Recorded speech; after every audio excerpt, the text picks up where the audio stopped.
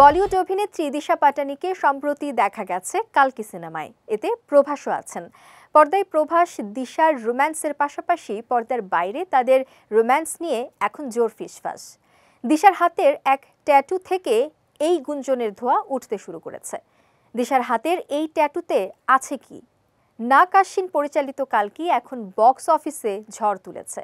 প্রভাস, অমিতাভ বচ্চন, দীপিকা পাডুকোন, কমল হাসান, দিশা পাটানি অভিনীত ছবিটি ভারত ও ভারতের বাইরে ভালো ব্যবসা করছে।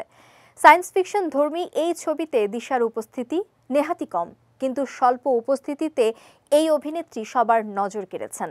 ছবিতে প্রভাস আর দিশার রোম্যান্স মানুষের ভালোবাসা কুড়িয়েছে। সম্প্রতি দিশাকে সাদা জগার্স প্যান্ট আর ধূসর রঙের টপে দেখা গেছে। এদিন দিশার লুকের থেকে বেশি তার হাতের নতুন ট্যাটুর দিকে সবার নজর গেছে। এই ট্যাটুতে লেখা আছে পিডি।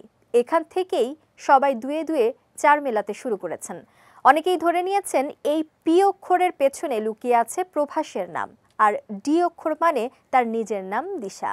এখন জোর গুঞ্জন 12 বছরের বড় প্রভাসের সঙ্গে প্রেম করছেন দিশা। এদিকে দিশার এই ট্যাটুকে ঘিরে সামাজিক যোগাযোগ মাধ্যমে নানা মত দিতে শুরু করেছেন অনেকে। কেউ যেমন ধরে নিয়েছেন পিডি মানে প্রভাস দিশা, আবার অনেকে মনে করছেন দিশা নিজের নাম দিশা পাটানি উল্টো করে লিখেছেন। এই বলিউড কন্যা নিজের ব্যক্তিগত জীবন নিয়ে হামেশাই আলোচনায় উঠে আসেন। এর আগে দিশার সঙ্গে বলিউড নায়ক টাইগার শ্রফের প্রেমের সম্পর্কের কথা শোনা গিয়েছিল। এমনকি টাইগারের পরিবার দিশাকে খোলা মনে স্বাগত জানিয়েছিল। কিছুদিন আগে তাদের বিচ্ছেদের খবর জানা যায়।